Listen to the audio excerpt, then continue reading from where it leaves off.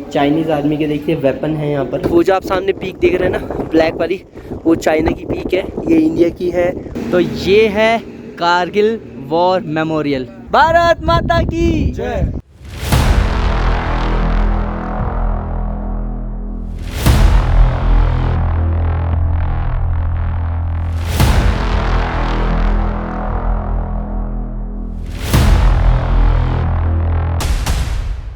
तो फिलहाल अभी हम पहुंच चुके हैं कारगिल वॉर मेमोरियल के पास में। देखिए कितना ही खूबसूरत जगह है और यहाँ की जो हिस्ट्री है वो बहुत ही खूबसूरत है। आपको जानना चाहिए, अगर आप देशभक्त हैं और नहीं भी हैं तो भी जानना चाहिए। आप हो जाओगे यहाँ आने के बाद भाई अच्छा इंसान, यहाँ पर आकर देशभक्त बन जाता है।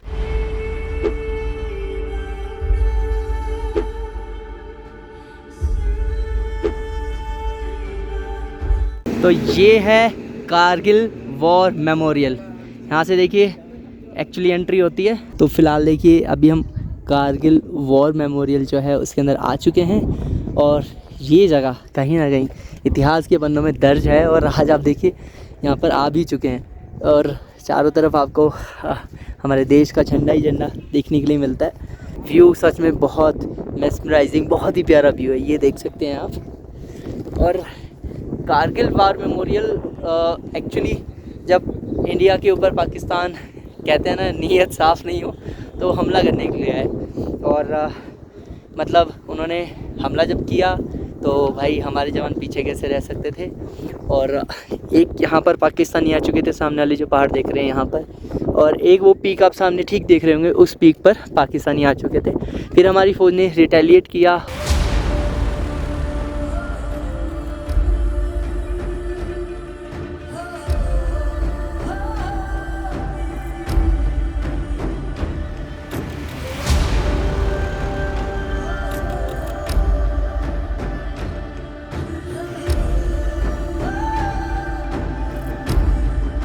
तो भाई यहाँ आने के बाद तो मतलब एक अलग ही आनंद है, अलग ही एक जोश है दिल में और लगता है कि भाई देश के लिए कुछ तो करना चाहिए। क्यों भैया? बिल्कुल। तो सबसे पहले तो एक काम करते हैं, हम लोग करते हैं जय हिंद। जय हिंद। बोलो भारत माता की जय। भारत माता की जय। भारत माता की जय। देखिए ये सभी वो वीर जवान हैं, वीर योद्धा हैं जिन्होंने हमारे देश के लिए बलिदान दिए और इनकी वजह से ही कह सकते हैं आज हम यहाँ पर हैं। शायद आज हम यहाँ पे होते भी ना।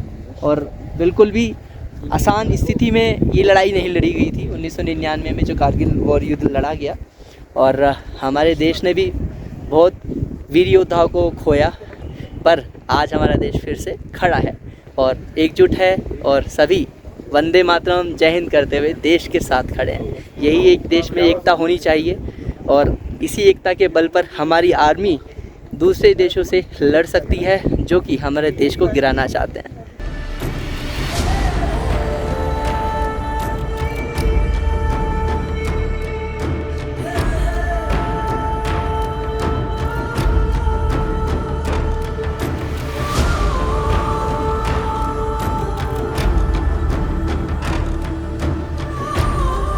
अभी फ़िलहाल हम वहाँ से हो गए हैं जो हट ऑफ रिमेम्बरेंस, जहाँ आप देख रहे हैं ना यहाँ पे। तो यहाँ पे बताया गया कि कैसे लड़ाई लड़ी गई, लड़ाई को कैसे इंडियन आर्मी ने जीता या जितनी भी हमारी फोर्सेस थी उन्होंने एकजुट होकर जीता और कैसे रिटेलिएट किया, कैसे पाक आर्मी को कैप्चर किया और जितने भी हिल्स थे उसको कैप्चर किया। और ये तोलोलिंग, ये जो आप देख रहे हैं ना सामने ये वाली, यहाँ तक मतलब पाक आर्मी आ गई थी। सोचिए यार। राइट में जो फर्स्ट हिल है वो पीक जो दिख रहा है आपको टाइगर हिल है, देन राइनो हिल है मिड में, फिर वो बत्रा हिल है जो विक्रम बत्रा ने कैप्चर की थी। बिल्कुल। एंड उसके बाद जब इंडियन आर्मी ने सारा कैप्चर कर लिया, हमारी सारी फोर्सेज ने कैप्चर कर लिया। देखिए टोटल 100 गन्स थी ऐसी जो कि मिसाइल लॉन्च किया करती थी, रॉकेट लॉन्चर थे बेसिकली। और ब्लैक टूथ, गन हिल, पंप, हम्प और टोलोलिंग, इन जगह पे बेसिकली ये फायरिंग किया करते थे, ये आप देख सकते हैं।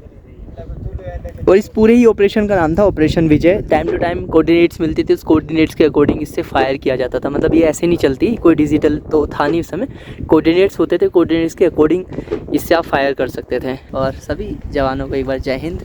और यही कहूँगा कि भाई देश के अभिमान के लिए, स्वाभिमान के लिए खड़े रहो, सेना के साथ देश के साथ और सरकार के साथ। छोटी सी बात बोलूँ, एटलीस्ट कुछ कर नहीं सकते तो प्रोत्साहित करिए लोगों को आगे ना। आर्मी जब आपकी बॉर्डर पे तो उनको अच्छा लगता है, आप लोग आते हैं, सल्यूट करते हैं, जय हिंद बोलते हैं। वो अपनी फैमिली से दूर है, उनकी फैमिली हम लोग हैं, तो आके उनको रिस्पेक्ट कीजिए। और जब भी कहीं जाओ ना, और बहुत अच्छे से बात करो इनसे, ये आपसे दुगना अच्छे से बात करेंगे। ये देखिए आर्मी वाले से फ़ोटो खिंचवा रहे हैं। ये देखिए कोई भी नहीं खींचता भाई, ठीक है, आर्मी के जवान से ही फ़ोटो खिंचा रहे हैं। बहुत अच्छे होते हैं और आप अच्छे से बात करेंगे तो आपको अच्छे से ट्रीट किया जाएगा। तो ये था हमारा पूरा यहाँ का सफ़र।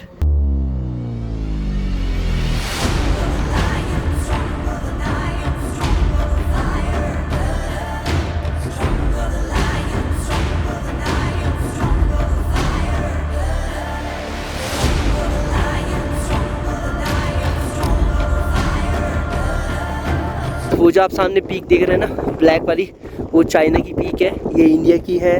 उधर जो ब्लैक वाला आप देख रहे हैं पीक, वो भी चाइना का पीक है। और ये है रिजांगला मेमोरियल। 15 अगस्त के दिन यहाँ पर आना भाई अपने आप में एक इमोशनल मोमेंट है मेरे लिए।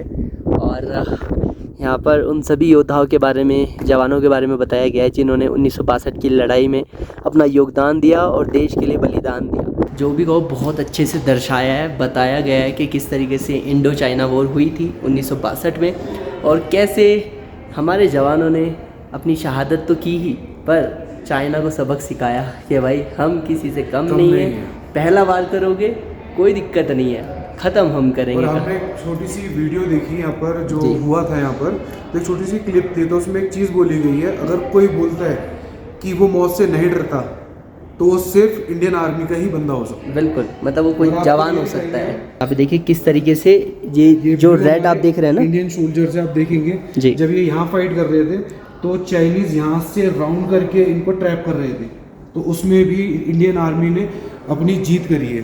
देखिए किस तरीके से मतलब इंडियन आर्मी को यहाँ पर फंसाने की कोशिश की गई, और इंडियन आर्मी ने इसका भी मुंह तोड़ पूरा जवाब दिया। पुराने अवशेष हैं जो इस लड़ाई का सबूत देते हैं। यहाँ पर आप देख सकते हैं चाइनीज आर्मी के वेपन है, ठीक है, ये चाइनीज आर्मी के देखिए वेपन है यहाँ पर देख सकते हैं। आप देखोगे सारी मशीन गन से है, ठीक है, शीट्स आ गई, ग्लास आ गया, ये आपका कारतूस आ गया, ये सॉइल है जो ब्लड के अंदर थी, प्लस ये हेलमेट है चाइनीज आर्मी का।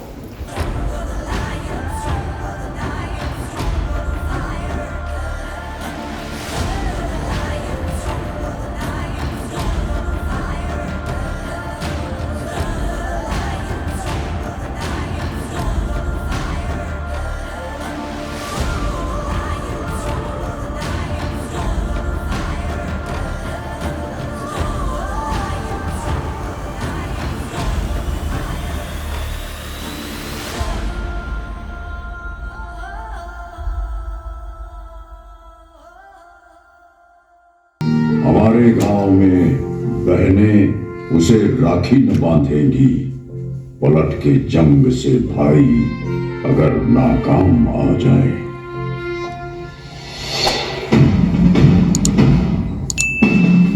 मैं कैलाश हूं, कैलाश पर्वत,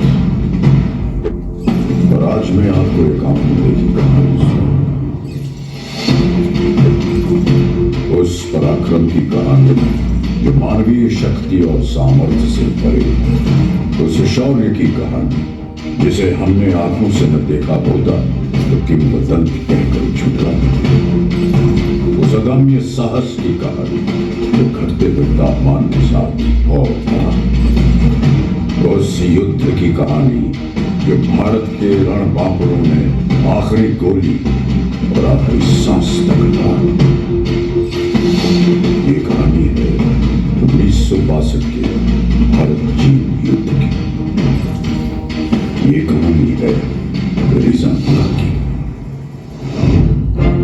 हिंदी चीनी भाई भाई का नारा लगाकर हमारी पीठ में विश्वासघात का खंजर उतार देने वाला चीन आज भी रिजांगला की लड़ाई याद करके थर्रा उठता है। बात तब की है जब हमारी आजादी को सिर्फ 15 वर्ष हुए थे। हम घुटनों से उठकर पैरों पर खड़े होने की कोशिश कर रहे थे। हमारे सैनिकों की छातियां साहस और संकल्प से भरी हुई थी। लेकिन हमारे हथियार घर अत्याधुनिक हथियारों से खाली थे। मित्रता की आड़ में छुपकर चीन ने हम पर आक्रमण कर दिया। जब तक हम उनकी नीयत भांप पाते, संभल पाते, वो हमारी सीमाओं में भीतर तक प्रवेश कर चुके थे। चीन की गिद्ध दृष्टि उस सेक्टर पर थी जो सामरिक दृष्टि से जीतना उनके लिए बेहद जरूरी था, चुशूल। इसी के फलस्वरूप जम्मू कश्मीर के बारामूला में स्थित 13 कमांड को चुशूल सेक्टर में डिफेंसेस इख्तियार करने का हुक्म दिया गया। 2 अक्टूबर 1962 को कमान अधिकारी लेफ्टिनेंट कर्नल HS ढींगरा की अगुवाई में 13 कमाओं ने ले पहुंचकर 114 इन्फेंट्री ब्रिगेड में रिपोर्ट किया। 13 अक्टूबर 1962 को बटालियन चुशूल एयरफील्ड की सुरक्षा के लिए रवाना हुई तथा 24 अक्टूबर 1962 तक पूरी बटालियन चुशूल में एकत्रित हो गई।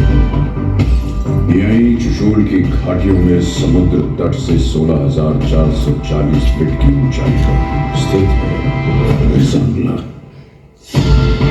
रिजांगला दक्षिण पूर्वी दिशा में एक प्रहरी की तरह खड़ा है और चुशूल घाटी को दिन रात सुरक्षा प्रदान कर रहा है।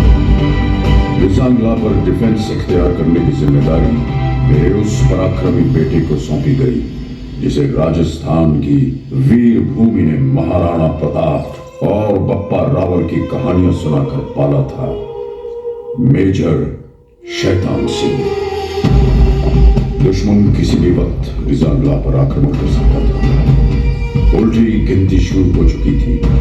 एक एक पल हार और जीत का अंतर सिमटता जा रहा था। मेजर शैतान सिंह ने पलक झपकने की प्रतीक्षा भी नहीं की, रिजांगला पर अपनी कंपनी द्वारा डिफेंस इख्तियार कर दिया। इन बर्फीली घाटियों पर तापमान 0 से 40 डिग्री नीचे तक फिसल जाता है और विज्ञान कहता है कि इंसान का शरीर इतनी ठंड बर्दाश्त करने के लिए नहीं बनता।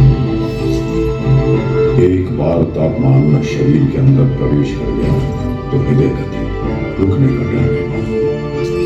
लेकिन अगर कोई ये कहे कि उसे मौत से डर नहीं लगता तो या तो वो झूठ बोल रहा है या फिर वो भारत का सिपाही है।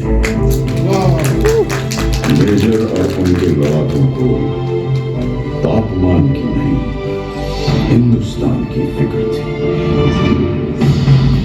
18 नवंबर 1962 प्रातः 4 बजे नायक हुकुमचंद के नेतृत्व में नंबर 8 प्लाटून के एक पेट्रोल ने भारी संख्या में दुश्मन को अपनी प्लाटून की तरफ लड़ते देखा। उन्होंने तुरंत बड़ी लाइट फायर और लाइट मशीन गन के बर्स्ट से सबको अलर्ट किया, जिसके फलस्वरूप पूरी कंपनी स्टैंड में आ गई। मेजर शैतान सिंह ने सभी प्लाटून कमांडरों को हुक्म दिया वो अपने अपने इलाके के आगे पेट्रोल भेजें ताकि दुश्मन के बारे में अधिक से अधिक जानकारी हासिल की जा सके। जिसके बाद तमाम पेट्रोल्स ने भारी संख्या में चीनी सैनिकों के मौजूद होने की पुष्टि की। सवेरे 5 बजे दुश्मन ने हमारी नंबर 7 और नंबर 8 प्लाटून पर सामने से हमला बोल दिया। दुश्मन का आक्रमण बहुत भारी था, लेकिन हमारी वीरता को हल्का समझने की गलती चीनी कर चुके थे। हमने अपनी लाइट मशीन गन और मोटर्स का मुख खोल दिया और देखते ही देखते लाशों के ढेर लगा दिए। ज्यादातर चीनी मारे गए और जो बच गए वो जान बचाकर पीछे भागे। सामने से आक्रमण विफल होने के पश्चात दुश्मन ने दूर से गोलीबारी शुरू कर दी। जमादार हरिराम के नेतृत्व में हमने इस गोलीबारी का डट के मुकाबला किया, लेकिन वो गिनती में बहुत ज्यादा थे और हम बहुत कम। चीन की सेना ने इस इलाके पर कब्जा कर लिया और हमारे वीर सिपाही संगीनों पर सर रख के हमेशा के लिए सो गए। तभी उत्तरी छोर से नंबर 7 प्लाटून पर भी दुश्मन ने हमला बोल दिया। जमादार सुरजा ने 3 इंच मोटर सेक्शन को आगे बढ़ते दुश्मन को निशाना बनाने का हुक्म दिया। मोटर सेक्शन ने कारगर फायर डालते हुए दुश्मन को भारी नुकसान पहुंचाया। दुश्मन ने अतिरिक्त जवानों और मीडियम मशीन गन के साथ फिर से हमला किया। इस बार लड़ाई सिर्फ बंदूकों और गोलियों से नहीं, हाथों से भी लड़ी गई।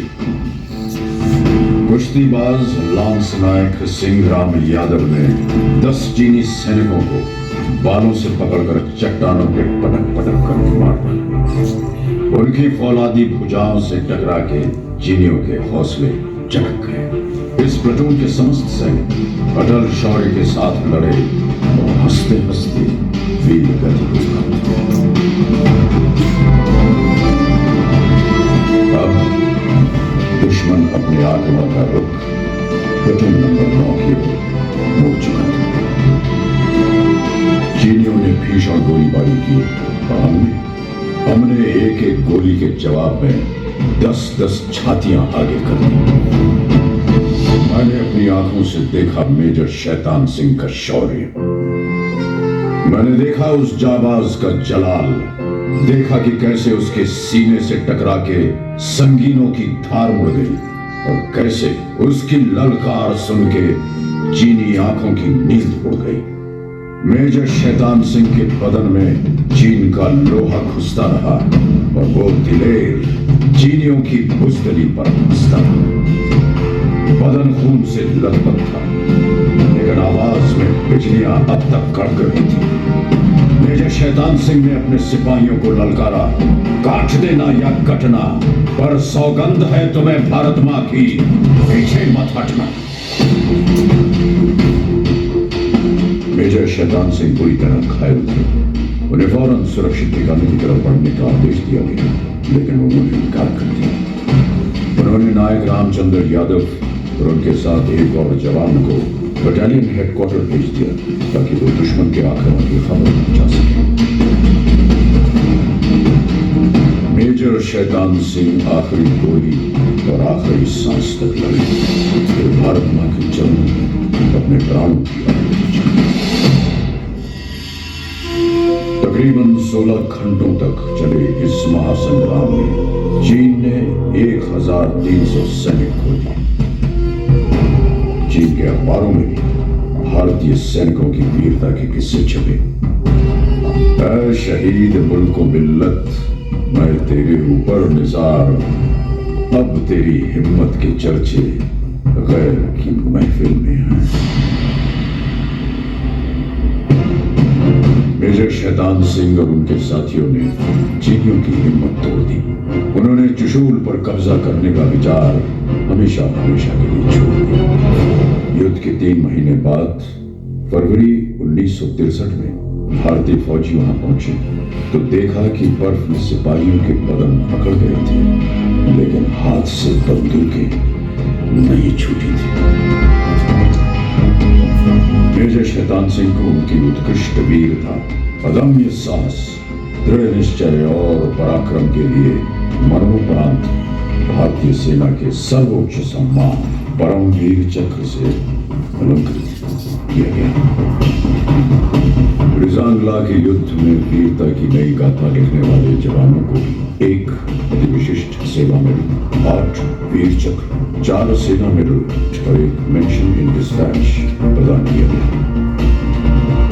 इस युद्ध की स्मृति में 13 कमाओं की चार्ली कंपनी को पुनर्गठन के बाद रिजांगला कंपनी के नाम से जाना जाता है।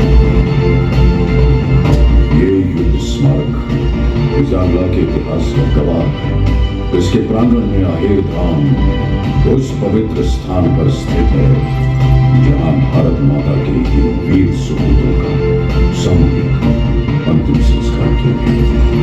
तत्कालीन brigade commander brigadier TN. Raina द्वारा इन वीर योद्धाओं को मुखांजलि दी गई थी।